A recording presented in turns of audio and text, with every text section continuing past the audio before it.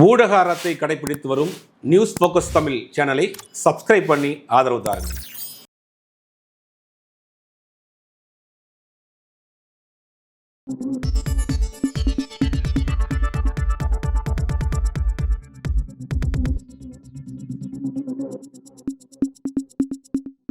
வணக்கம் சார். வணக்கம்.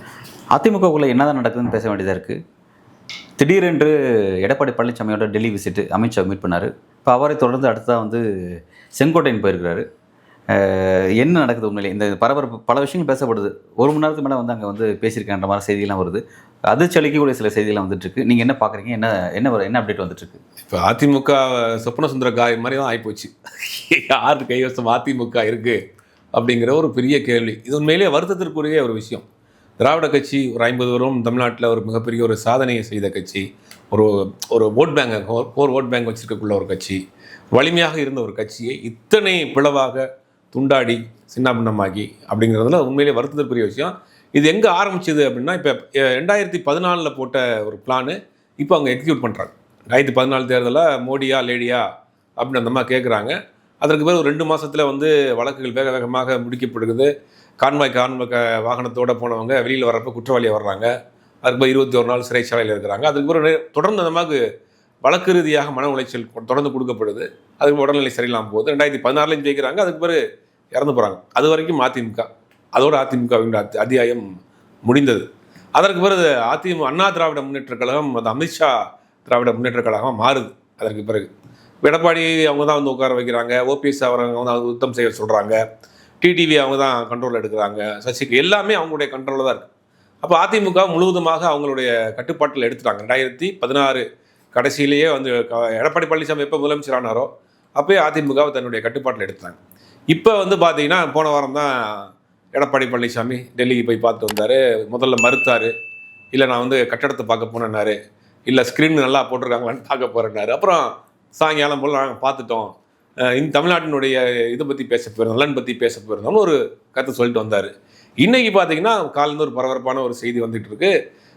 செங்கோட்டையன் தனியாக டெல்லி சென்றிருக்கிறார். எப்பயுமே கோயம்புத்தூரில் இருந்தோ சென்னையில் இருந்தோ ஃப்ளைட்டில் போவார். இந்த முறை யாருக்கும் தெரியாமல் மதுரையிலேருந்து டெல்லி போய் கிட்டத்தட்ட ஒரு மணி நேரம் நிர்மலா சீதாராமன் அவர்களை சந்திச்சுட்டு அதற்கு பிறகு ஒரு அப்பாயின்மெண்ட் வாங்கி அமித்ஷாவையும் சந்திச்சிருக்கிறார் அப்படிங்கிற ஒரு தகவல் வருது. இதெல்லாம் உறுதிப்பட்ட தகவலாக தான் இருக்குது.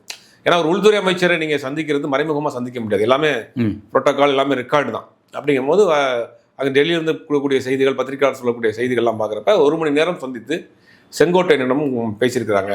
ஏறக்குறைய இப்போ நீங்கள் ஒரு எம்பியாக இருந்தால் அவர் தொகுதி சார்ந்த விஷயங்கள் பேச போகலாம், இல்லை ஒரு கட்சியினுடைய தலைவராக இருந்தால் பேச போகலான்னு ஒரு சட்டமன்ற உறுப்பினராக தான் இருக்கிறார். முன்னாள் அமைச்சர், சட்டமன்ற உறுப்பினர். அப்போ தொகுதி சார்ந்த விஷயங்களை பேசுகிறாங்கன்னா முதலமைச்சர் தான் பேசணும்.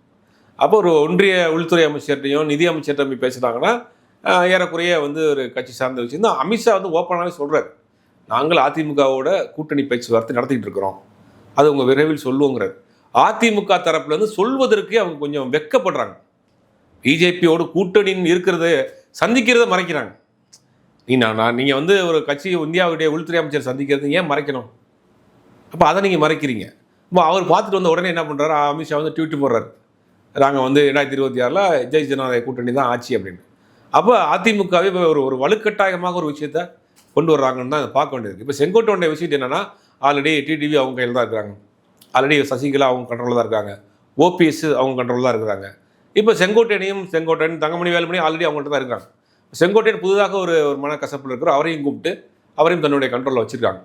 ஒருவேளை எடப்பாடி பழனிசாமி ஏதாவது கோவப்பட்டு ஒரு சில முடிவுகளை எடுத்துட்டாருன்னா நீங்கள் மட்டும் தான் வெளியில் போகணும்.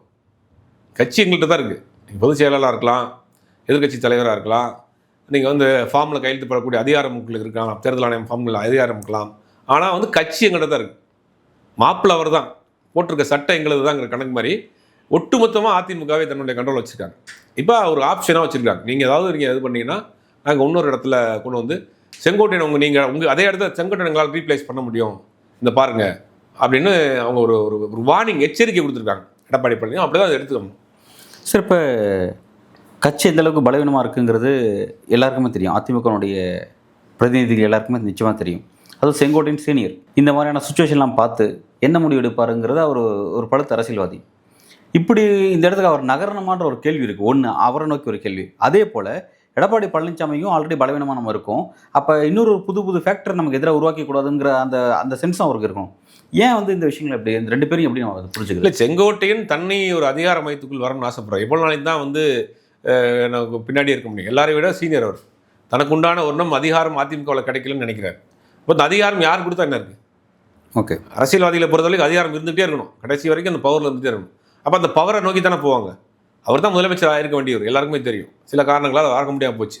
அப்படிங்கும்போது இந்த வாய்ப்பை பயன்படுத்திக்கலாம், முடிஞ்ச அளவுக்கு தன்னுடைய கேப்பை ஃபுல் பண்ணலாமான்னு செங்கோட்டையன் ட்ரை பண்ணுறாரு. எடப்பாடி பழனிசாமியை பொறுத்த வரைக்கும் எடப்பாடி பழனிசாமி ஆல்ரெடி எல்லாம் தயார் நிலையில் தான் இருக்கார். நீங்கள் என்ன சொன்னாலும் தயார் நிலையில் தான் இருக்கார். சம்மந்தியினுடைய வழக்குகள், இவருடைய டெண்டர் வழக்குகள், தேர்தல் ஆணையத்தில் வந்து எட்டளை வழக்கு எல்லாமே இருக்குது. எந்த நேரத்துலையும் சின்னத்தை முடக்கலாம், இவரை உள்ளதுக்கி வைக்கலாம், எல்லாமே நடக்கலாம். ஏன்னா அப்படி தான் நடந்துட்டு இருக்க வரலாறு, பழைய வரலாறுகள்லாம் அப்படி தான் இருக்குது. அப்போ அதையும் அவருக்கு தெரியும். அதை நம்ம எதிர்த்து நம்ம அரசியல் அவர்களை செய்ய முடியாதுன்னு தெரியும். ஒருவேளை நீங்கள் அப்படி செஞ்சு நினச்சிட்டிங்கன்னா, நீங்கள் ஒரு தனிப்பட்ட ஒரு செல்வாக்குள்ள நபராக உருவாகணும்னு ஆசைப்பட்டீங்கன்னா இதுதான் நடக்கும். ஆல்ரெடி எடப்பாடி பழனிசாமி பொறுத்த வரைக்கும் இப்போ அவர்கிட்ட வந்து ஒரு பெரிய அளவில் ஒரு பொருளாதார ரீதியாக வீட்டாக இருக்கார். ஒரு ஆளுமைமிக்க தலைவராக தன்னை உருவாக்கிட்டு வர்றார். அந்த நேரத்தில் இந்த மாதிரியான ஒரு விஷயத்தை நம்ம எடுத்தோம், அதிமுக கூட்டணிங்கிறது நம்மளோட இமேஜ் போயிடும் டோட்டலாக. அப்போ தன்னோட இமேஜா லைஃபா அப்படிங்கிற ஒரு விஷயம் இருக்குது. இனி அவர் சம்பாதிக்கணும்னு அவசியம் கிடையாது. இன்னும் நம்மளோட இமேஜை காப்பாற்றிக்கிட்டே இருக்கணும்.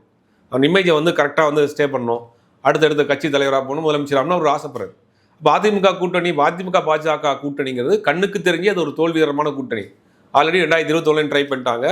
இப்போ 2வது அதான் நடக்க போகுது அப்படிங்கிறது தெரியும். அப்படிங்கும்போது ஒரு தெரிஞ்சே போய் எப்படி ஒரு கணக்குள்ள விழுவார்? அப்போ தன்னை வந்து ஒரு தலைவராக முன்னிலைப்படுத்திக்கிறதுக்கு ஒரு முயற்சிகளை செய்கிறாரு அப்படிங்கிற மாதிரி தான் அவருக்கு தோணுது. அதனால தான் இவங்க அவரை வந்து ஒரு செக் வைக்கிறாங்க.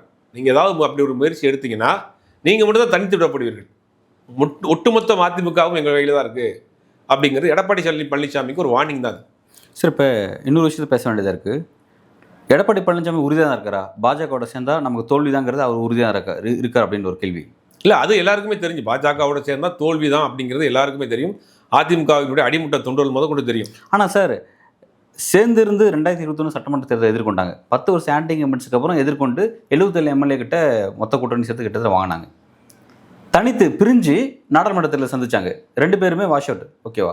2 எக்ஸ்பீரியன்ஸும் எடப்பாடி பழனிசாமி இருக்குது. அப்படி இருந்தும் அவர் ஏன் வந்து இன்னும் இந்த 2 எக்ஸ்பீரியன்ஸ்லேருந்து அவர் இதை தான் கற்றுக்கிட்டாரா? பாஜக சேர்ந்து பயணிக்க கூடாதுன்றதை கற்றுக்கிட்டாரா? இல்லை, பாஜகவுக்கு இன்றைக்கி தமிழ்நாட்டில் எந்த மாதிரியான ஒரு நிலைமை இருக்குது?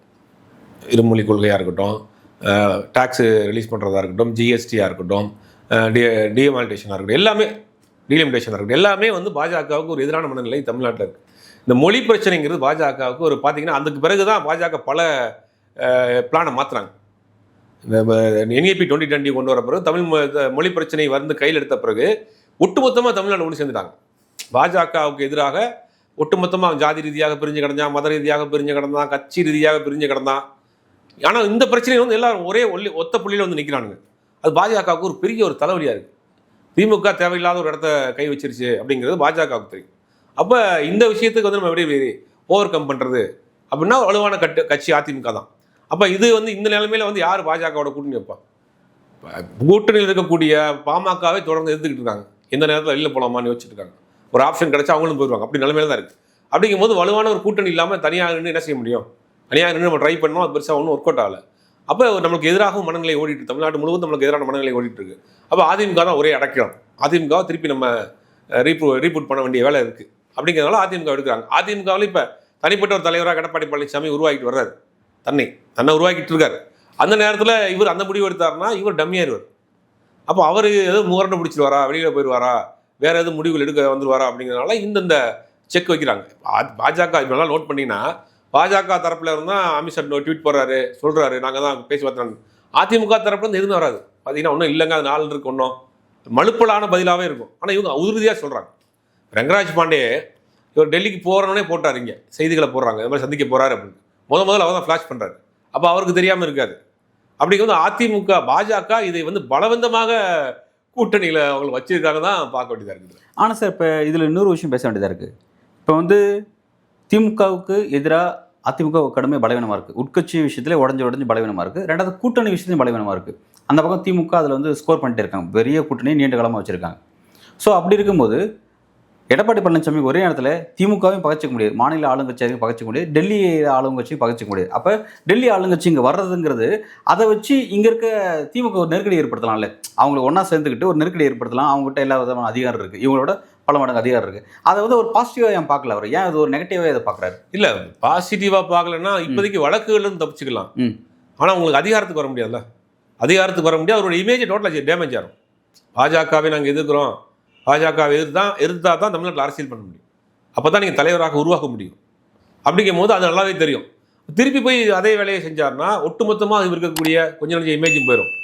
அடுத்து அதிகாரத்துக்கு வர முடியாது. தன்னுடைய பணத்தை காப்பாற்றிக்கலாம், வழக்கிலும் தப்பிச்சுக்கலாம். அரசியல் வாழ்க்கை கேள்விக்குரிய பாஜக முழுவதுமாக தன்னுடைய கையில் எடுத்துரும். அப்படிங்கும்போது தேசிய ஜனநாயக கூட்டணிங்கிறாங்க. ஒருவேளை அப்படி இழுத்து பிடிச்சி முன்ன பின்ன வந்தால் கூட முதலமைச்சராக தான் இருக்குமாங்கிற ஒரு டவுட்டும் இருக்குது. அந்த சிக்கலும் இருக்குல்ல உங்களுக்கு. தேசிய ஜனநாயக கூட்டணி தான் ஆட்சிங்கிறாங்க. சப்போஸ் அதிமுக கூட்டணி வைக்கக்கூடிய பாஜக முதல்வர் வேட்பாளர்கள் அவங்க கை ஓங்குவாங்க. அடிப்படையில் கட்டமைப்பு இருக்கிறது. அவங்க தேசிய ஜனநாயக கூட்டணியாக இருக்கலாம், பாஜக இருக்கலாம். ஒரே ஒரு சட்டமன்ற உறுப்பினர் வச்சவங்க ஆட்சி அமைக்கலையா? இல்லை சார், அது வந்து வட மாநில ஏன் இங்கே நடத்த மாட்டாங்க? ஆட்சி அதிகாரம் எல்லாம் இருக்கு. அதிமுக பாஜக தேசிய ஜனநாயக கூட்டணி ஒரு 100-110 சீட் வந்துருச்சுன்னு வச்சுங்களேன். அது பாஜக ஒரு 10 சீட் வந்தால் கூட போதும், ஆட்சி அமைச்சிருவாங்க. நாங்கள் தான் முதலமைச்சர் சொல்கிறத கேட்டு இருக்குன்னா என்ன செய்ய முடியும்?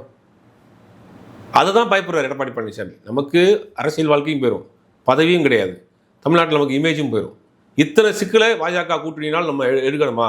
இன்னொரு தகவலும், அதிமுக பாஜக கூட்டணி ஏற்பட்டால் அதிமுகவில் இன்னொரு பிளவு ஏற்படுறதுக்கு வாய்ப்பு இருக்குது. இந்த பிளவு தான் ஸ்ட்ராங்கான பிளவு. இந்த பிளவு யார் எடுக்க போகிறாங்கன்னா அடிமட்ட தொண்டர்கள், அதிமுக விசுவாசிகள் அதிமுக விட்டு வெளியேறுவாங்க கூட்டமாக.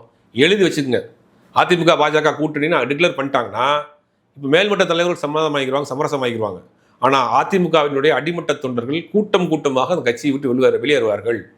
குறைந்தபட்சம் 5% வாக்குகள் வந்து இழக்க நேரிடும். ஆல்ரெடி அந்த பெரிய பலகீனமாக இருக்குது. அப்போ இதுவும் அவங்களுக்கு ஒரு பெரிய சிக்கல். அப்போ கட்சியும் பலகீனமாகும், பதவியும் நமக்கு கிடைக்காது, நமக்கு இருக்கிற இமேஜும் போயிடும்.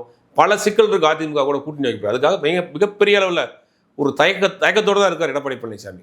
ஆனால் நீங்கள் அப்படி எந்த வகையிலையும் யோசிச்சிடக்கூடாது. எந்த வகையிலும் சிந்திச்சுட்டா நீங்கள் வந்து எடப்பாடி பழனிசாமி ஓபிஎஸ்க்கு நடந்ததா, ஏக்நாத் சிண்டேக்கு நடந்த நிலைமை தான் அப்படின்னு ஒரு சின்ன ஒரு அலர்ட் கொடுக்குறாங்க. ஆனால் இவர் சந்திக்க வேண்டிய அவசியமே இல்லை, செங்கோட்டையனை பார்க்க வேண்டிய அவசியமே இல்லையே.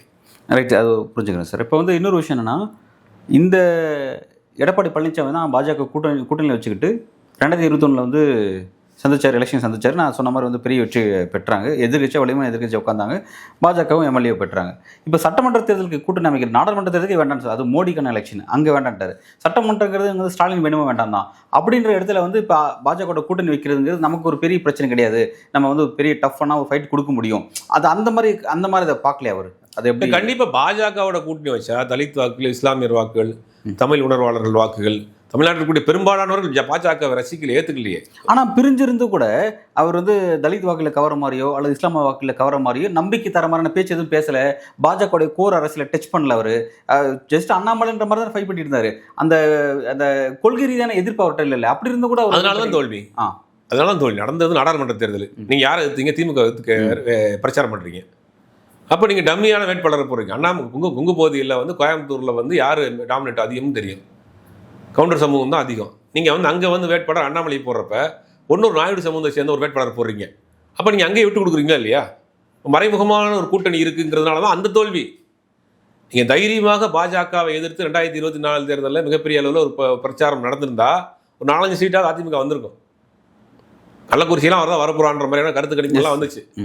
குமரகுருன்னு ஒரு வேட்பாளர் நிற்கிறார். 2 முறை சட்டமன்ற உறுப்பினராக இருந்தார். அவருக்கு பெரிய அளவு செல்வாக்கு. திமுகவுக்கு சொல்லப்போனால் கள்ளக்குறிச்சி ஒரு மாதிரி அவங்க வந்து ஒரு போகிறது தான் அப்படிங்கிற மாதிரியான மனநிலை இருந்தாங்க. அங்கேயும் போயிடுச்சு. தருமபுரி அவங்க நேரடியாக கூட்டில் இருந்தாங்க. இதெல்லாம் ஏன் சொல்கிறேன் அப்படின்னா, நேரடியாக வலுவாக எதிர்க்காத காரணத்தினால தோத்தாங்க. நேரடியாக பாஜகவை வலுவாக எதிர்த்து மோடி திருப்பி வரவே கூடாது, அதுக்கு அதிமுக ஒருபோதும் அனுமதிக்காது, 10 ஆண்டு காலில் பிஜேபியினுடைய அரசாங்கத்தினுடைய குறைகளை எல்லாம் சொல்லி இவங்க ஓட்டு கேட்டிருந்தாங்கன்னா ஓரளவுக்கு 2-3 சீட்டாக வந்திருப்பாங்க. அது சார், எனக்கு ரைட், ஓகே, நான் அதை புரிஞ்சுக்கிறேன். இப்போ என்னோட கேள்வி என்னென்னா, 2024 நாடாளுமன்ற தேர்தலில் கூட்டணி வேணான்னு பிரிகிறார், எடப்பாடி பிரிகிறார். அப்போ அவர் பிரிகிறத அனுமதிச்சுட்டு அப்போ அவர் இழுத்து பிடிக்காம சட்டமன்ற தேர்தல் எதுக்கு இழுத்து பிடிக்கிறாங்க? ஏன்னா அப்போ பிடிச்சிருந்தான்னு வச்சுக்க, அவங்களுக்கு மோடி வந்து இன்னைக்கு பெரும்பாலும் இழந்திருக்காரு. நிச்சயமாக வந்து அவருக்கு வந்து நம்பர்ஸ் அங்கே கூடியிருக்கும். இப்போ இங்கே எம்எல்ஏ கைப்பற்றுறது, அவங்களுக்கு எம்பி தான் ரொம்ப முக்கியம். எம்எல்ஏ கைப்பற்றுறது எதுக்கு இவ்வளோ ஆர்வம் கட்டுறாங்க? அதுதான் பாஜகவுடைய பிளான். தனித்து நிற்க சொன்னதே பாஜக தான். சரி. நீ தனித்து நில்லுங்க, இந்த தலித் வாக்கு, இஸ்லாமியர் வாக்குகள், தமிழ்நாட்டில் கூடிய தமிழ் உணர்வாளர்கள் அந்த மாதிரியான வாக்குகள்லாம் விழுகாது அங்கே எங்களோட இருந்தீங்கன்னா. நீங்கள் தனிச்சு நின்று ஜெயிச்சிருங்க, அதுக்கப்புறம் எங்களுக்கு ஆதரவு கொடுங்கிறது தான் பிளான். அதுக்காக தான் அவர் தனித்து நிப்பாட்டப்பட்டார். இப்படி தான் பீகாரில் பண்ணாங்க. நிறைய மாநிலங்களில் தன்னுடைய கூட்டணியில் இருக்க ஆட்கள் தனியாக நிப்பாட்டுவாங்க. இல்லை சார், அப்படி தனித்து நின்று அது ஒரு முயற்சி பண்ணாங்க. அது தனித்து நின்று அந்த வாக்குகளை வந்து இப்போ வந்து ரெண்டாக பிரியுது. ஒன்று பாஜக கூட்டணிக்கு போகுது, இன்னொன்று அதிமுக போகுது. ரெண்டுமே ஒன்று சேர்ந்தால் தான் வந்து ஒரு நம்பர்ஸ் கிடைக்கும். நம்பர்ஸ் அங்கே இது தனித்து நிற்கிறதுங்கிற திரும்ப திமுக கூட்டணி வெற்றி பெறதான வாய்ப்பு இருக்கும். இந்த கேல்குலேஷன் கூட டெல்லி பாஜக சரியாக போட 24 தேர்தல் இல்லையா? 24 தேர்தல் 24 தேர்தலில் ஒரு முயற்சி பண்ணாங்க. தனித்து அதிமுகவுக்கு பழைய செல்வா கூட வந்துடும், ஒரு 10 சீட்டாவது வந்தாலும் நமக்கு பின்னாடி பயன்படுத்திக்கிறோம் அப்படின்றதான் பிளான். சேர்ந்து நின்று நமக்கு வந்து ஜெயிக்க முடியாதுங்கிறது நல்லா தெரியும். பாஜகவை ஈரோடு இடைத்தேர்தலில் பாஜகவுடைய மோடியுடைய போட்டோ காமிக்காம பிரச்சாரம் பண்ணாங்க. அந்த அளவுக்கு தான் அதிமுக தொண்டர்கள் ஏற்றுக்கிறலங்கிறது அதிமுக பிஜேபிக்கு தெரியும். அதிமுகவினுடைய அடிமட்ட தொண்டர்கள் பாஜகவை ஏற்றுக்கொள்ளவில்லை, இரண்டாம் கட்ட தலைவர்கள் ஏற்றுக்கொள்ளவில்லை, மேல்மட்ட தலைவர்கள் முன்னாள் அமைச்சர்கள் தான் தன் மீது வழக்குகளை காப்பாற்றிக்கிறதுக்காக அவங்க வந்து சமரசமாகிட்டே இருக்காங்க. அதிமுகக்குள்ள இருக்கிற ஆட்கள் யாருமே அதை பெருசாக ரசிக்கல. அதிமுக தொண்டர்களுடைய மனநிலை என்னன்னா, அந்த எம்ஜிஆர் மாதிரி ஒரு அம்மையார் மாதிரி கட்சி வந்து வலுவாக இருக்கணும், ஒரு சிங்கிள் பார்ட்டியாக இருக்கணும் அப்படின்னு. அந்த அளவுக்கு கரிஸ்மாட்டிக் லீடர் யாரும் இல்லை அதிமுகவில். அதான் அதிமுகவுக்கு ஒரு பெரிய பலகீனம். அதை எதிர்த்தும் அரசியல் பண்ண முடியாத சூழ்நிலையிலும் இருக்கிறாங்க. இது ஒரு பெரிய ஒரு சிக்கல். இது எல்லாத்தையுமே 2024 பாஜகவினுடைய திட்டத்தோட தனித்து நிற்கப்பட்டாங்க. 2026 சட்டமன்ற தேர்தலும் பாஜகவுடைய திட்டத்தை தான் சேர்ந்து நிற்கிறாங்க. தோல்வியும் சந்திக்க போகிறாங்க. Right, okay sir. இப்போ இதில் இன்னொரு கேள்வி என்னன்னா, இப்போ வந்து செங்கோட்டையன் இப்போ பாஜக டார்கெட் பண்ணுறாங்க. டெல்லி பாஜக செங்கோட்டையன் மீது ஒரு குறி வைக்கிறாங்க அப்படின்னா, செங்கோட்டையன் ஒரு பழுத்த அரசியல்வாதி, அவங்களோட எய்ம் என்னன்றது தெரிஞ்சுப்பார். இவருக்கு ஒரு பர்சனல் எய்ம் இருந்தாலும் டெல்லி பாஜக இதில் என்ன எய்ம்னு தெரிஞ்சுப்பார். அந்த எய்முக்கு அவர் எப்படி இணங்குவார் அப்படின்னு பார்க்கலாம். தனக்கு ஒரு மன வருத்தத்தில் இருக்கிறாரு. அப்படிங்கும் போது அதுக்கு ஆதரவு கடன் கொடுக்கறதுக்கு டெல்லி தயாராக இருக்குது. டெல்லி இவருடைய அந்த இதை பயன்படுத்திக்கிறது. அப்படி தான் நம்ம பார்த்துக்கணும். டெல்லி வந்து இவருடைய அந்த கேப்பை வந்து ஃபுல் பண்ணிக்கிறதுக்கு, இவரை பயன்படுத்திக்கிறதுக்கு, இவரோட ட்ரம்ப் கார்டாக பயன்படுத்துறாங்க. எடப்பாடி பழனிசாமி மிரட்டுவதற்காக செங்கோட்டையனை பயன்படுத்துகிறாங்க. அப்படி தான், வேறு ஒன்றும் பெருசாகலாம் யோசிக்க வேணாம். எடப்பாடி நீங்கள் வெளியில் போயிட்டுன்னா நீங்கள் தான் செங்கோட்டையன் பொதுச் செயலாளர், நீங்கள் வழக்கு போட்டு தனியாக நிற்க வேண்டியதான். ஏக்நாத் சிண்டியா துணை முதலமைச்சர், நீங்கள் அதுவும் கிடையாது. ஒட்டுமொத்தமாக கையில் கட்சியை நாங்கள் எடுத்துருவோம். ஏன்னா ஆல்ரெடி டிடிவி எங்களோட தான் இருக்கார், ஓபிஎஸ் எங்களோட தான் இருக்கார், சசிகலா எங்களோட தான் இருக்கிறாங்க. இப்போ செங்கோட்டையன் அதே பகுதியை சேர்ந்த புங்க பகுதியை சேர்ந்த செங்கோட்டையனை வந்து பொதுச் செயலாளர் ஆகிட்டு உங்களை டம்மி ஆக்கிடுவோம். நீங்கள் மட்டும் தனியாக தான் வெளியில் போகணும். அப்போ என்ன செய்ய போகிறீங்க? அப்போ இவர் ட்ரம்ப் கார்டாக தான் வந்து செங்கோட்டையனை பயன்படுத்துகிறாங்க.